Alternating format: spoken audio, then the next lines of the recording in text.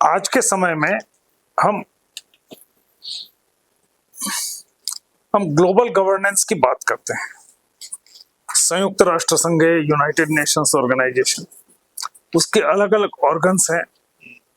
World food organization, world health organization, UNDP, UNESCO, ऐसे बहुत सारे आयाम हैं।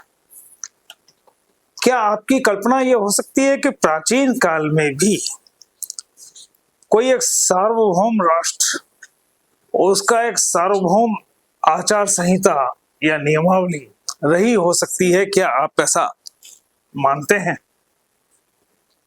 ऐसा कभी आपके संदर्भ में आया है या नहीं आया है? हमारा प्राचीन काल में सार्वभौम राष्ट्र के ऐसे अनेक संदर्भ आते हैं, यानी कि इस संपूर्ण भूमंडल को हमने एक राष्ट्र के रूप में देखा है।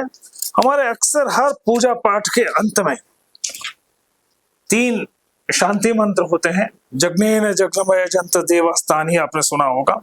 उसमें तीसरा मंत्र आता है ओम स्वस्ति साम्राज्यम भोज्यम। इस प्रकार से ओम स्वस्ति साम्राज्यम भोज्यम स्वराज्यम वैराज्यम पारमेष्ठ्यम राज्यम महाराज्यम अधिपत्यमयम समंत पर्यायसात् सार्वभौमः सार्वायुषः आंतात् परार्धात् पृथिव्याय समुद्र पर्यंताय एक राट इति।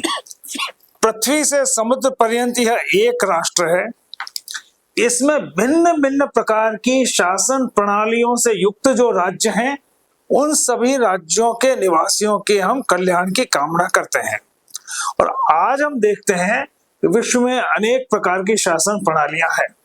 जैसे अमेरिका की प्रेसिडेंशियल सिस्टम अलग प्रकार का है, फ्रांस का प्रेसिडेंशियल सिस्टम अलग प्रकार का है। इसी प्रकार से हमारी पार्लियामेंट्री डेमोक्रेसी अलग प्रकार की है, इंग्लैंड की पार्लियामेंट्री डेमोक्रेसी अलग प्रकार की, विभिन्न प्रकार के। उसी प्रकार से हमारे तैत्तिरीयोपनिषद में ऐसे 16 प्रकार की शासन प्रणालियों के वर्णन मिलते हैं, और उनमें से 12 प्रकार का यह जो है मंत्र है पृथिव्याय समुद्र पर्यंताय एक राट, इसमें आया है ओम स्वस्ति साम्राज्यम। साम्राज्यम यानी वहां राजा एक छत्र शासक होता है, जिसको मोनार्क कहते हैं। वहां कोई सभा समिति नारिष्ठा इस प्रकार की कोई अगर जो है पार्लियामेंट्री जो इंस्टीट्यूशंस इनको हम कहते हैं स्वायत्त कोई संस्थान नहीं होते हैं।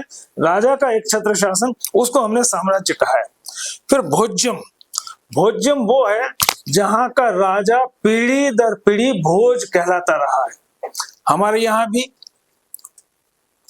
भोपाल में भोज राजा था, उज्जैन में भोज राजा था, नेपाल में भी आपको भोजपुर मिलेगा, पूर्वी भारत में भी भोजपुर, श्रीलंका में भी भोजपुर का। तो ऐसा भोजपुर यानी कि जहां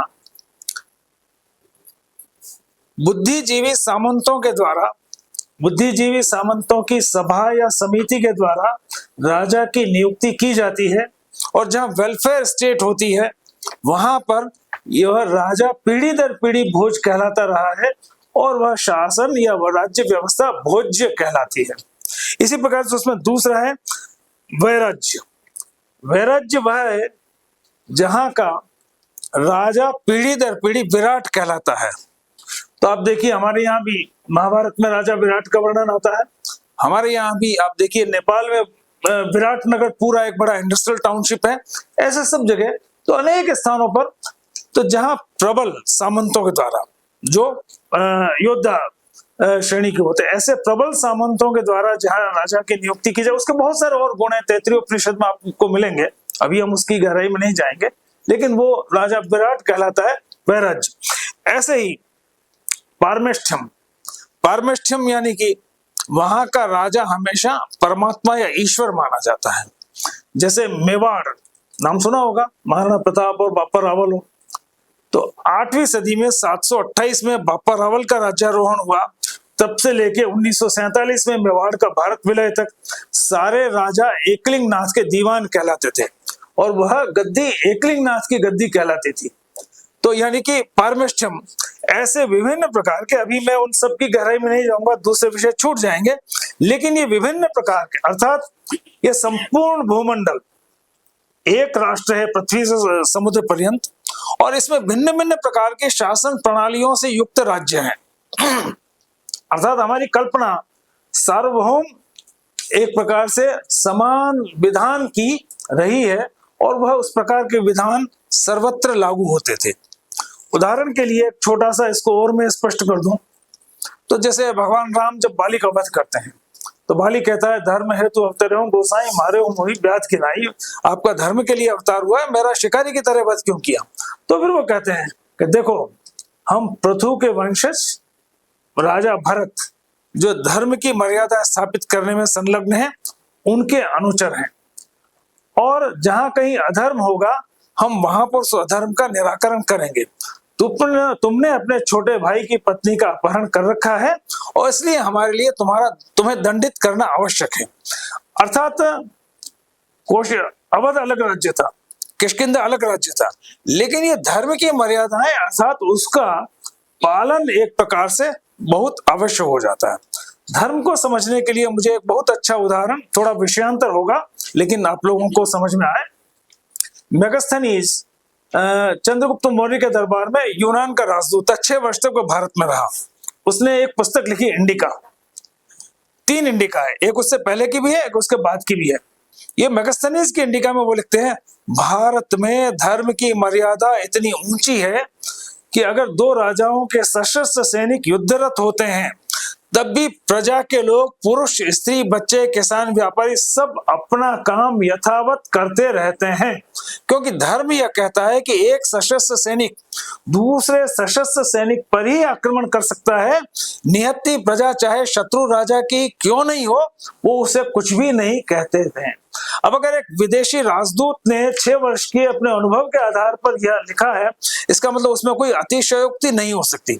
यानी धर्म की मर्यादा यानी कि जो आचरण करने योग्य है जो वह उसका हम धर्म की। अब आप देखिए उस समय की शिक्षा व्यवस्था कैसी होगी कि जो सैनिक जिसके हाथ में खड्ग है या भल्लम है और सामने कोई व्यापारी है, कोई महिला है, कोई बच्चा पैसे लेकर, उसको वो कुछ नहीं कहते, यानी कि उसके मन में धर्म की मर्यादा इतनी दृढ़मूल है, धर्म नाम का पुलिसमैन उसके मन में इतना दृढ़मूल है कि वह कुछ भी वहां उनके विरुद्ध अत्याचार नहीं करता था।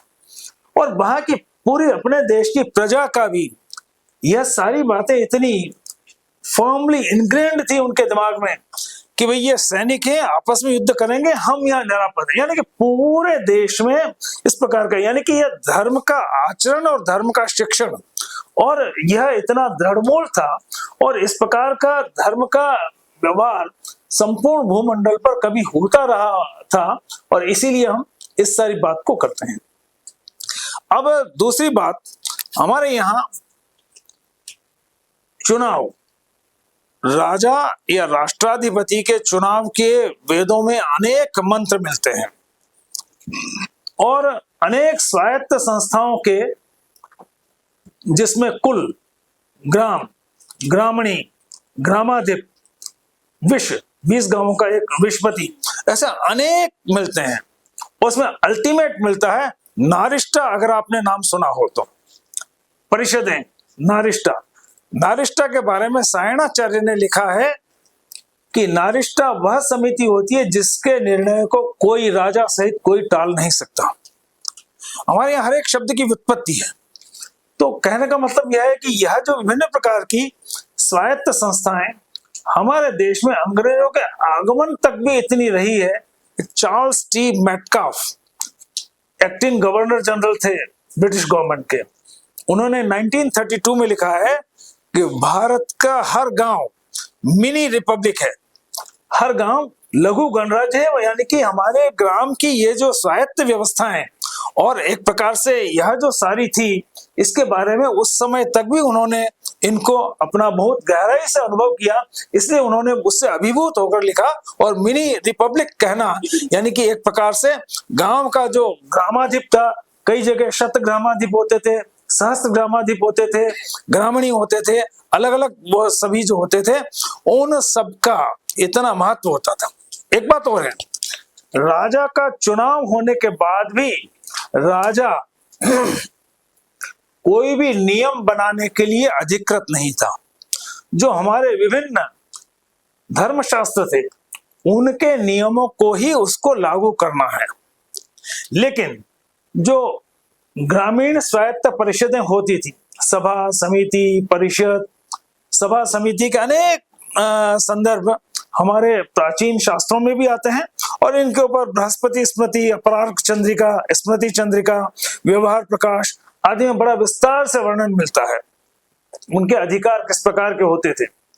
तो कहने का मतलब है कि ये जो समितियां होती थी, इनके साथ समय, कन्वेंशन हम कहते हैं ना, जिन्होंने आपने देखा होगा, उनके साथ समय यानी कि एग्रीमेंट, एमओयू राजा करके उनके नियमों को लागू करना, ग्राम की श्रेणियों की रूढ़ियों से लेके, और वो सब राजा लागू कर सकता था। उसमें 2 से लेके 5 तक एक एक गांव की समिति में, चाहे वहां की जल व्यवस्था हो, चाहे वहां की अन्य प्रकार की व्यवस्थाएं हो, उन सब के लिए राजा एमओयू उन ब्राह्मणियों के साथ, उन ग्रामाधिपों के साथ, उन समितियों के साथ, सभाओं के साथ करता था।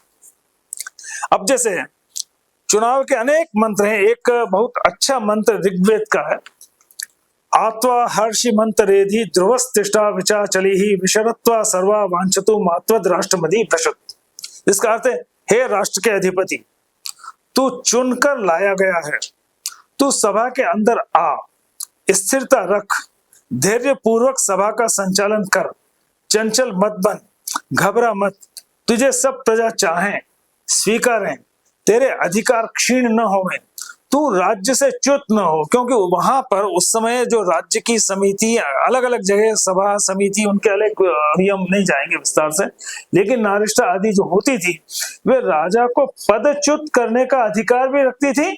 जैसे अब हम कहते हैं ना कि महाभियोग अमेरिकी राष्ट्रपति के विरुद्ध वहां की संसद में लाया जाता है उसको, तो उसी प्रकार से ये समितियां भी राजा को पदच्युत करने की, पतित करने की उनमें अधिकार होता था। और इन समितियों को राजा के लिए प्रायश्चित विधान करके उसको पुनः नियुक्त करने के भी प्रावधान ऐसे विस्तार से मिलते हैं। तो इस प्रकार से हमारे यहाँ लोकतंत्र और चुनाव, स्वायत्त परिषदें, इन सब के अनेक वर्णन बहुत अच्छे से मिलते हैं। और दूसरी बात और कि ये चुनाव और अनेक डायरेक्ट भी होते थे और इनडायरेक्ट भी होते थे। जैसे अथर्ववेद का एक मंत्र है, त्वाम विशेष व्रणता राज्य त्वामिमाः प्रदिश पंचदेवी ही वश्मन राष्ट्रस्य कुकदि शयस्व ततो वो उग्र विमजा वसुनी। जिसका अर्थ है, देश में बसने वाली प्रजाएं तुझको शासन के लिए चुने, तुझको राष्ट्राधिप के रूप में नियुक्त करें। ये विद्वानों की बनी हुई सभाएं, अर्थात जो परिषदें या है, उत्तम मार्गदर्शक दिव्य पंचदेवी यानी पंचायतें तेरा वर्ण करें। मतलब यह है कि डायरेक्ट इलेक्शन से राजा या के रूप में चुन जाने के बाद भी एक्सेप्टेंस बाय दी, जिसको आज हम पार्लियामेंट कहते हैं, वह एक आवश्यक रहा होगा। तेरा वर्ण करें, तुझे पदच्युत न करें, यानी पद से हटाए नहीं, एक इस प्रकार से। उसके बाद राजा की अनेक हमारे ब्राह्मण ग्रंथों में शपथ, अलग अलग प्रकार की शपथ मिलती है कि राजा का जब चुनाव हो जाता है तो वह शपथ, उसमें एक शपथ में आपको अथर्ववेद की पढ़ के सुनाता हूँ। अहम अस्मि सहमान उत्तरो नाम भूम्याम अभिशास्मि विश्वा शादाशा मशा विशसहि। मैं अपनी मातृभूमि व उसके दुख कष्टों के विमोचन या दुख या कष्ट से मुक्ति के लिए सब प्रकार के कष्ट सहने को तत्पर हूँ। वे कष्ट कैसे भी कहीं से आवे और कब आवे, मुझे इसकी कोई चिंता या भय नहीं है। आगे और लिखा है, व्यचिष्ट बहुपार्ये यते मही स्वराज्य, अर्थात बहुमत से अर्जित इस सुविस्तीर्ण भूमंडल व्यापी स्वराज्य के हितार्थ हम राजा व प्रजा मिलकर अथक यत्न करें। अब यहाँ हमारे बहुत सारे मंत्रों का बड़ा मिस इंटरप्रिटेशन हुआ है। जैसे एक यजुर्वेद का मंत्र है, ते उभे चतुर्प्रदे संप्रसार्या। इसकी मैक्स मूलर आदि कई पाश्चात्यों ने बड़ी विकृत व्याख्याएं कर दी अश्लील। जबकि ते उभय यानी वे दो कौन, राजा और प्रजा। चतुर्पदे कौन से, धर्म अर्थ काम मोक्ष चारों प्रकार के पुरुषार्थों का प्रसार करें। तो हमारे यहाँ राजा और प्रजा मिलके एक प्रकार से संपूर्ण प्रजा के योगक्षेम की बात करना, और यह सारा जो रहा है उसकी बड़ी अश्लील व्याख्याएं, बड़ी विकृत व्याख्याएं की। यहाँ पर एक बात और मैं आपसे करूं कि हमारे शास्त्रों का इंटरप्रिटेशन आज बहुत ज्यादा विकृत रूप में भी मिलता है। उसका कारण यह है कि बोडेन चेयर का नाम किसी ने सुना है क्या? जोसेफ बोडेन ने अपनी वसीयत लिखी ऑक्सफोर्ड यूनिवर्सिटी के पक्ष में 1811 में, और उसमें उन्होंने 16 साल तक ऑक्सफोर्ड यूनिवर्सिटी ने उसको एक्सेप्ट नहीं किया। शर्त यह थी कि बोडेन चेयर के माध्यम से हिंदुओं के धर्म शास्त्रों का इतना विकृत कर दिया जाए कि हिंदू स्वयं भी उसे घृणा करने लग जाए। 1827 में ऑक्सफोर्ड यूनिवर्सिटी ने एक्सेप्ट किया, उसके अपने यूनिवर्सिटी के स्टेट्यूट्स में बदल किया। यूनिवर्सिटी के स्टेट्यूट्स में बदल करने के बाद उसमें ये कहा कि ऑक्सफोर्ड यूनिवर्सिटी में जो नियुक्तियां होंगी इंटरव्यू से नहीं होंगी, इलेक्शन से होंगी। जो भी उसमें प्रोफेसर चेयर के रूप में आना चाहेगा उसको अपना घोषणा पत्र देना होगा, मैनिफेस्टो, कि वो हिंदुओं के धर्मशास्त्रों को कितना उसने विकृत कर चुका है और कितना और करेगा। उसके आधार पर सारे ऑक्सफोर्ड यूनिवर्सिटी के 3000 ग्रेजुएट्स वोट कास्ट करते थे। जैसे सबसे पहला प्रोफेसर बना था हैरोल्ड हेमन विल्सन, उसके बाद उसकी मृत्यु के बाद फिर चुनाव हुआ तो 5 कैंडिडेट्स थे, 3 रिटायर हो गए। मोनियर विलियम्स और मैक्स मूलर दोनों के बीच में कंटेस्ट हुआ। मोनियर विलियम्स 200 वोटों से जीत गया, मैक्स मूलर हार गया। जबकि मैक्स मूलर ने कहा कि मैंने हिंदुओं के ऋग्वेद की 3 खंडों की बहुत विकृत व्याख्याएं प्रकाशित कर दी हैं, शेष 3 खंडों को भी विकृतीकृत करके मैं प्रकाशित कर दूंगा। और वो आगे लिखता है कि मैंने हिंदुओं के वेदों की बहुत विकृत डिक्शनरी प्रकाशित कर दी। तो कहने का मतलब है कि इसलिए हमें अपने शास्त्रों के इन सारे जो अर्थ हैं उनको मौलिक और उसके शब्दों पर जाकर हमको करना होगा। और संस्कृत में हर एक शब्द की अपनी निरुक्ति और अपना उसमें अक्षरों को बहुत योजना पूर्वक जोड़ा है। उसका समय बचेगा तो मैं स्पष्ट करना चाहूंगा। अब हमारे यहाँ ये जो चुनाव है बहुमत से भी होते थे और सर्वसम्मति से भी होते थे। डायरेक्ट इलेक्शंस जो जनता करती थी वे बहुमत से होते थे। जैसे उसका एक मंत्र है अथर्ववेद का, व्यचिष्टे बहुपारे यते मही स्वराज्य, बहुमत से अर्जित इस सुविस्तीर्ण भूमंडल व्यापी स्वराज्य के हितार्थ हम राजा व प्रजा मिलकर अथक यत्न करते रहेंगे। अब सर्वसम्मति का जो विधान मिलता है, दुर्वायते समिति ही कल्पता मिह, राजा का निर्वाचन समिति सर्वसम्मति से करती थी जिसका आधार गुणों की सर्वोत्कृष्टता था। तो जहां समिति यानी कि हमारे यहाँ जैसे पार्लियामेंट्री पार्टी का जो चीफ होता है लगभग हम वो कहते हैं, तो उसमें बहुमत से होता था, मतलब वही। और जहां मतलब सर्वसम्मति से होता था। आज पार्लियामेंट में हम मेजोरिटी से ले सकते हैं, लेकिन वहां सर्वसम्मति आवश्यक होती थी। और जहां जनता से सीधा डायरेक्ट इलेक्शंस होते थे वहां पर इस प्रकार की व्यवस्थाएं होती थी। अब हमारे यहाँ राजाओं के बहुत सारे ग्रंथों में भी मिलता है, जैसे पांडुरंग वामन काणे, पढ़िए क्या उसकी धर्मशास्त्र का इतिहास, 5 वॉल्यूम है। उसमें पेज नंबर 595 पे वो लिखते हैं, पाल वंश के संस्थापक गोपाल शूद्र का राजा के रूप में निर्वाचन हुआ था। इसी प्रकार से चीनी यात्री वैनसांग लिखता है, राज्यवर्धन की मृत्यु पर प्रधानमंत्री भंडी ने मंत्रियों, न्यायाधिपतियों व श्रेणी प्रमुखों यानी कि सारे गांवों की श्रेणी प्रमुखों की सभा करके उसमें राजा हर्ष का चयन किया। ऐसे अनेक मतलब हमारे संदर्भ मिलते हैं जिसमें कि राजा का चुनाव, चयन इस प्रकार का नियुक्ति होती है। राजा भी आज जैसे हमारे यहाँ प्राइम मिनिस्टर की, प्रेसिडेंट की सैलरी होती है, हमारे शास्त्रों में राजाओं का भी वेतन भोगी होने का, यानी कि राज्य की संपदा उसकी अपनी निजी संपदा नहीं है और वह वेतन भोगी होता था। ऐसे अनेक जायसवाल जी ने हिंदू पॉलिटी में अपने 2nd वॉल्यूम के पेज 136 पर राजा द्वारा ऐसे वेतन लेने के अच्छे से वर्णन किया गया, आप लोग पढ़िएगा।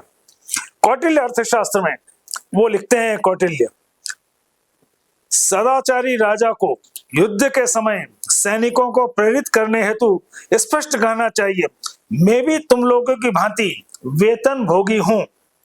इस राज्य का उपभोग मुझे तुम लोगों के साथ ही करना है और हमें मिलकर इस शत्रु को परास्त करना है। जैसे नारद स्मृति में जो प्रकीर्णक वाला सेक्शन है उसमें 48 नंबर का श्लोक है, तस्य विहितः प्रजापालन वेतनम, अर्थात प्रजापालन के लिए उसको वेतन मिलता था।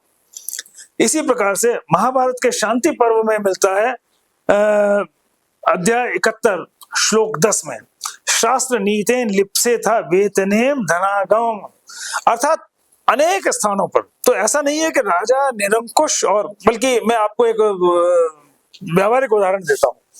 मेवाड़ राज्य में महाराणा सज्जन सिंह हुए हैं, बहुत कम आयु में उनका देहावसान हो गया। मेवाड़ राज्य में थानों की स्थापना, पुलिस स्टेशन की स्थापना पहली बार उन्होंने की थी, और वो गोद आए थे बागोर से। तो उनके पिताजी भी वहीं रहते थे, बागोर हाउस में, बागोर की हवेली में। और एक बार कभी किसी विषय पर उनके नौकरों ने और कहीं व्यापारियों के साथ दुर्व्यवहार किया तो उनके सर्वेंट्स को अरेस्ट कर लिया। तो फिर मतलब उन्होंने, चूंकि वो राजा के भी पिता थे, राजा तो उनके वो थे जो दत्तक गए थे, तो उन्होंने अपने उस अधिकार से उन सारों को, पुलिस वालों को प्रताड़ित करके छुड़वा लिया। तो राजा ने उन जो पुलिस वालों के साथ दुर्व्यवहार करने वाले जो सर्वेंट्स थे उनको अरेस्ट करने के लिए भेजा। तो उन्होंने बागोर की हवेली में बड़ा किलेनुमा दरवाजा है वो बंद कर दिया, तो उन्होंने तोपखाना रवाना कर दिया। फिर बाद में कॉम्प्रोमाइज हुआ कि वो उनके पिताजी गांव चले जाएं और उस हवेली को वो खालसा कॉन्फिस्केट कर लें, इसलिए वो कॉन्फिस्केट। तो हमारे यहाँ राज्य में जो हम कहते हैं कि रूल ऑफ लॉ, और रूल ऑफ लॉ हमारे यहाँ प्रिवेल करता रहा है। और रूल ऑफ लॉ में यह तो हमारे सारे वेद, पुराण, उपनिषद, आरण्यक, ब्राह्मण ग्रंथ, स्मृतियां, धर्मशास्त्र, इनके अनुसार राज्य संचालन करना होता था। इनके बाहर राजा कोई अपने नियम नहीं बना सकता था।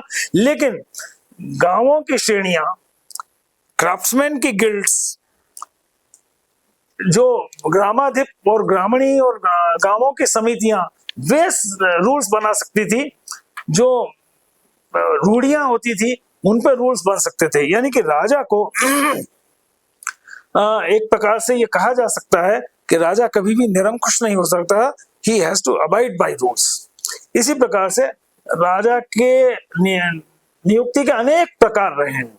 जैसे एकादश रत्नानी, 11 ऐसे रत्नों का वर्णन आता है जो राजा की नियुक्ति करते थे। जैसे शतपथ ब्राह्मण के अध्याय 13 में वर्णन आता है कि राजा के निर्वाचन में 11 राज्य रत्न या प्रजा में से रत्न जो होते थे, पहला रत्न होता था सेनापति, दूसरा होता था पुरोहित। पुरोहित शब्द बना है जो पुर के हित में सतत तत्पर रहे, वयम जागृयाम पुरोहित, हम पुरोहित राष्ट्र के हित में सतत जागृत रहे, मतलब महिषी यानी महारानी।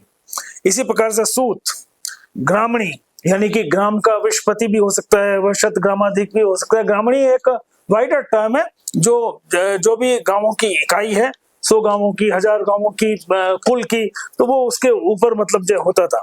फिर उसके बाद में वैश्य, क्षत्ता, आय व्यय का अधिकारी, उसी प्रकार से संग्रहीता, कोषाध्यक्ष, भागदूत यानी राजस्व अधिकारी, अक्षवाय, आय व्यय निरीक्षक, गोवीकर्ता, अरण्यपाल, ऐसे 11 प्रकार के श्रेणी के लोग मिलकर राजा के चुनाव की भी ऐसे हमारे वर्णन मिलते हैं। तो कहने का मतलब यह है कि राजा को नियुक्ति, राजा का निर्वाचन और राजा के लिए उसके बाद आज हम बाई कैमरल पार्लियामेंट की बात करते हैं, लोकसभा, राज्यसभा। हमारे शास्त्रों में ट्राई कैमरल 3 सदनों की भी संसद की बात मिलती है।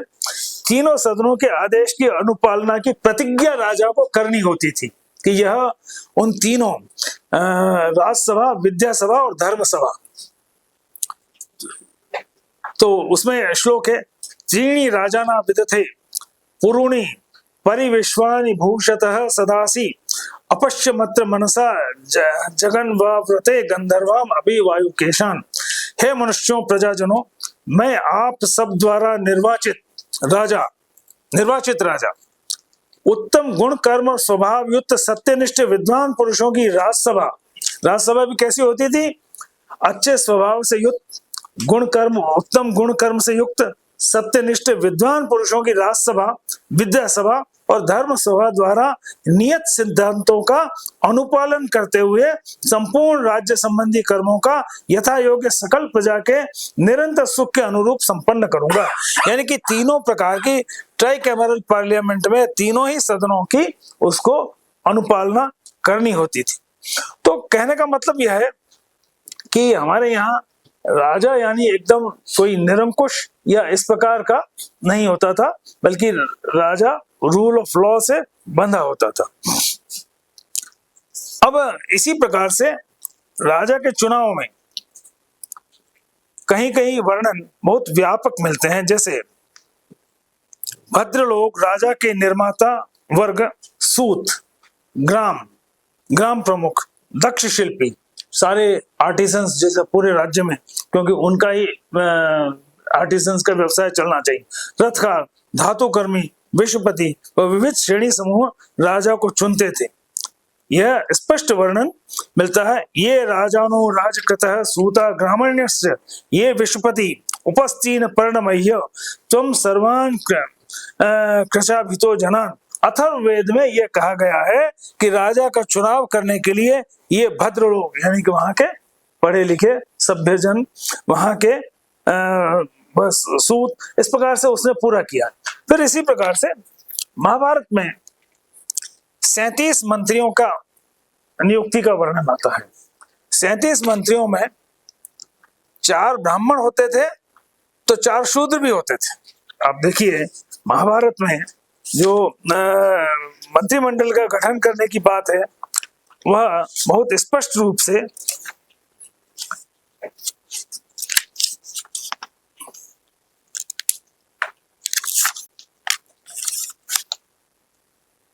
मैं आपको वह श्लोक भी बता देता हूं। हाँ, महाभारत के शांति पर्व में 85 अध्याय 7 और 9 श्लोक में 37 सदस्यीय मंत्रिमंडल में 3 शूद्र व 1 सूत और आवश्यक बताए हैं। उसके अनुसार 4 विद्वान साहसी ब्राह्मण, वीर क्षत्रिय, 21 धनी वैश्य, 3 शूद्र, पुराणों में पारंगत 1 सूत की अनिवार्यता। यानी कि हमारे यहाँ सभी वर्णों, चारों वर्णों से युक्त मंत्रिमंडल बने। ऐसे अनेक जगह अलग अलग रेशो मिलते हैं, लेकिन सभी जनों को। बल्कि यहाँ एक बात और स्पष्ट कर दूं, थोड़ा विषयांत हो जाएगा।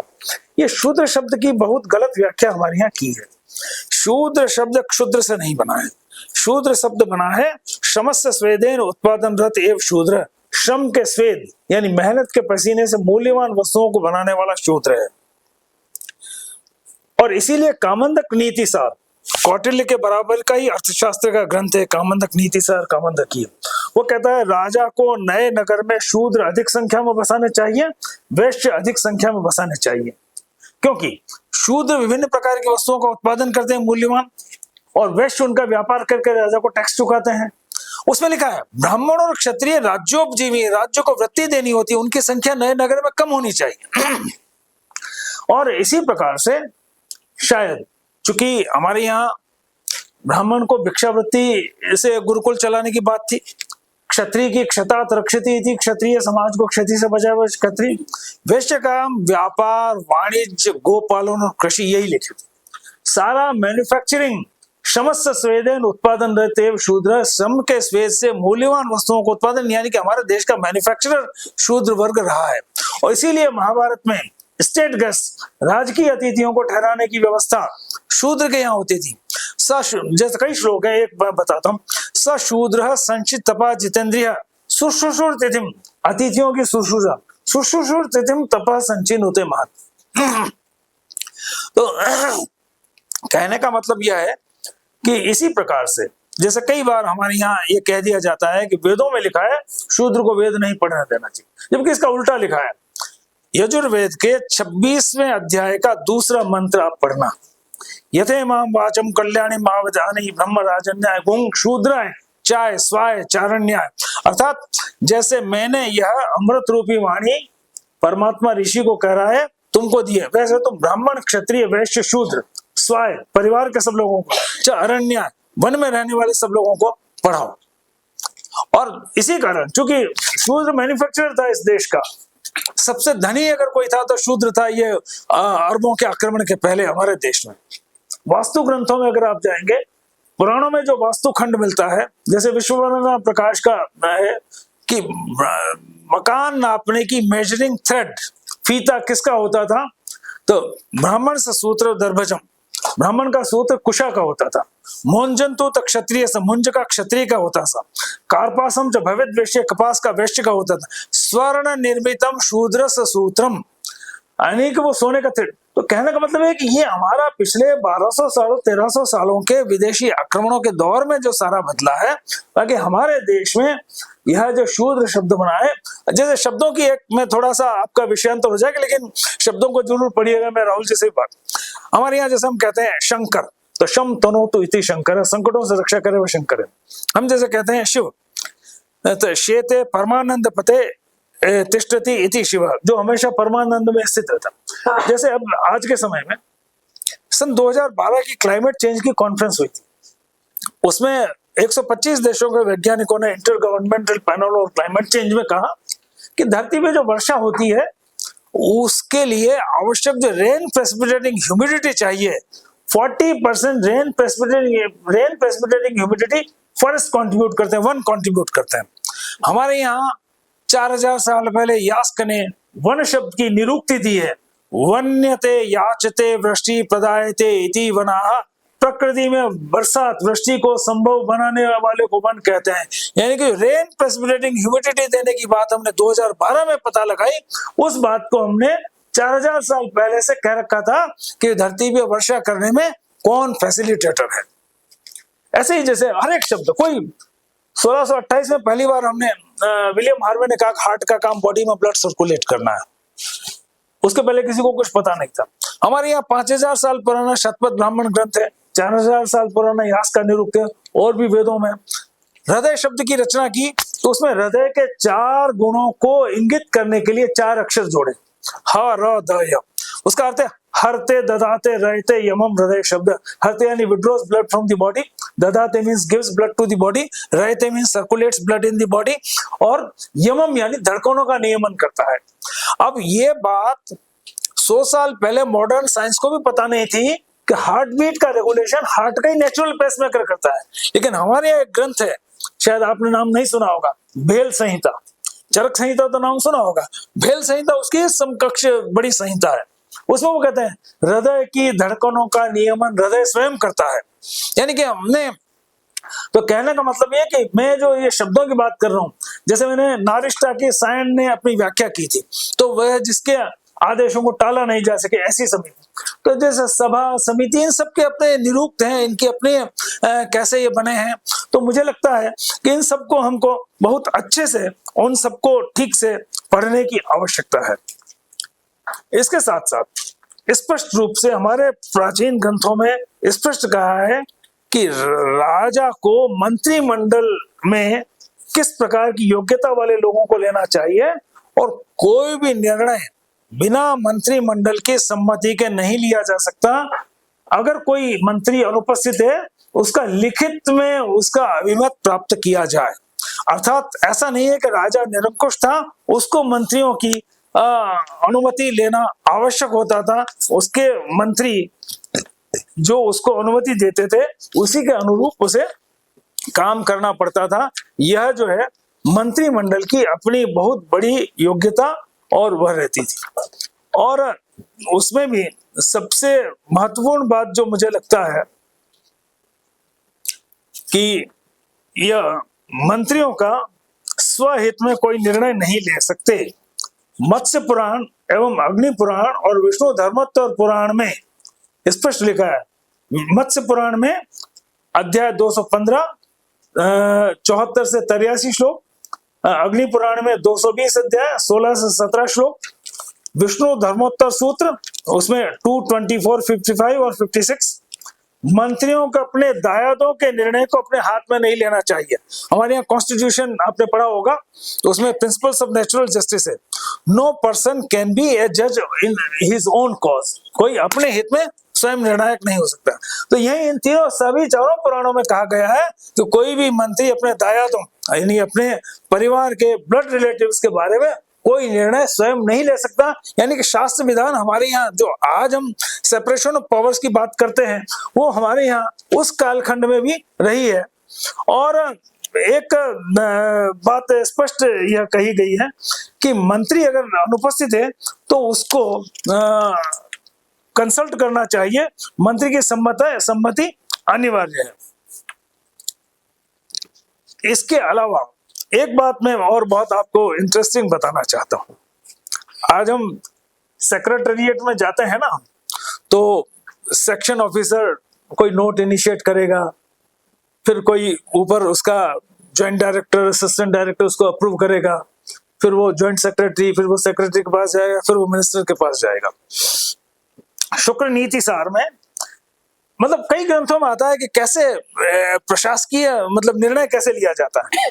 जैसे फाइलों पर टिप्पणी लेखन में शुक्र नीति सार का दूसरे अध्याय के 362 से 370 2/360 to 370 में आता है।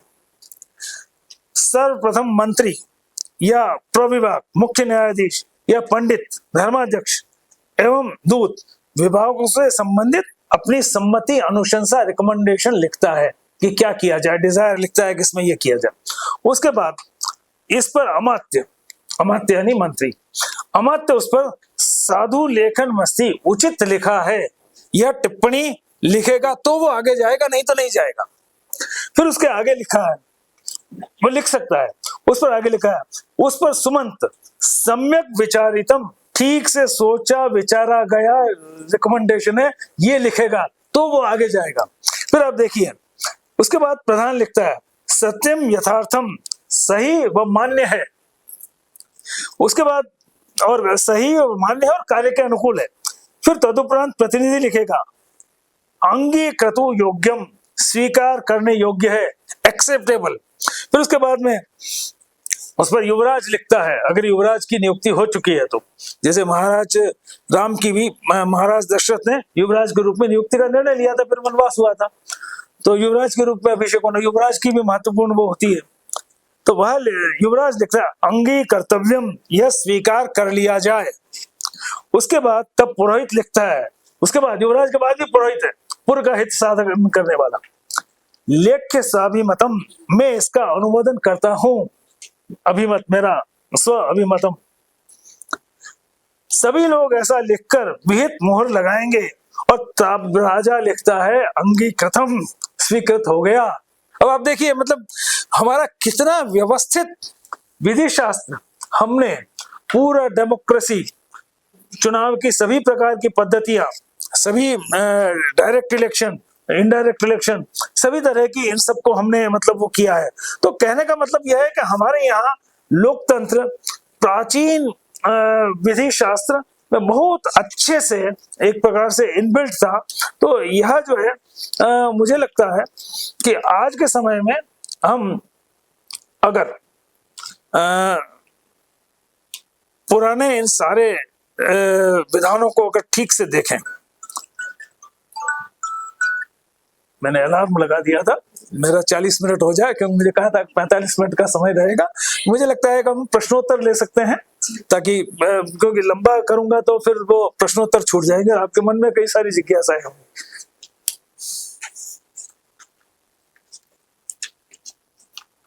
जैसे कई सारे ग्रंथों के आपने नाम नहीं सुने होंगे, बृहस्पति स्मृति, अपरार्क चंद्रिका, जैसे स्मृति चंद्रिका, व्यवहार प्रकाश, व्यवहार मयूख, ऐसे करीब 50-60 ऐसे राजशास्त्र के ग्रंथ हैं, एक दो नहीं है। तो कहने का मतलब है कि हमारे यहाँ बहुत लंबे समय में इस प्रकार के राजशास्त्र के अनेक विधान बनाए गए हैं। और एक जैसे छोटी सी बात मैं कहूं तो हमारे यहाँ रामायण काल हम प्राचीन मानते हैं, महाभारत काल 5000 साल पहले का, उसके बीच में द्वापर युग पूरा निकला 8,64,000 साल का, 8,69,000 साल पहले त्रेता युग रामायण काल खत्म हो गया था। और रामायण काल में भी हमारे यहाँ महाराज दशरथ के अर्थशास्त्री भी थे, उपाध्याय सुधन्वा, नाम सुना है क्या?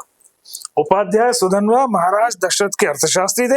यानी कि हमारी पीढ़ी जो कोर्ट ऑफ किंग होता था उसमें अर्थशास्त्री से लेकर सभी प्रकार के लोग होते थे। और कौटिल्य ने बहुत सारे सूत्र उससे उपाध्याय सुधन्वा से लिए हैं।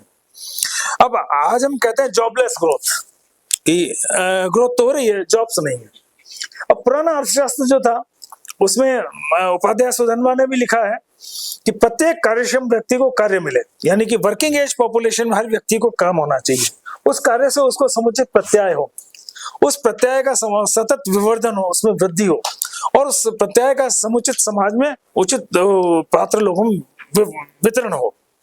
अब मतलब आप देखिए कि 10 लाख साल पहले भी हमारे यहाँ अर्थशास्त्री का विधान मिलता है। अब आप मेरे को चैलेंज करेंगे कि 10 लाख साल पुराना रामायण काल कैसे हो सकता है, तो हम कहते हैं कि भाई 8,64,000 साल का द्वापर युग भी था, उसके पहले अब आर्कियोलॉजिकल एविडेंसेस मिलती है। आप चूंकि सब पढ़ना चाहिए, वाल्मीकि रामायण में 2 स्थानों पर 4 दांत वाले हाथियों के वर्णन आते हैं, 4 टस्क्ड मैमथ्स। 2 जगह तो मैंने पढ़े, और भी होंगे तो हो सकते हैं।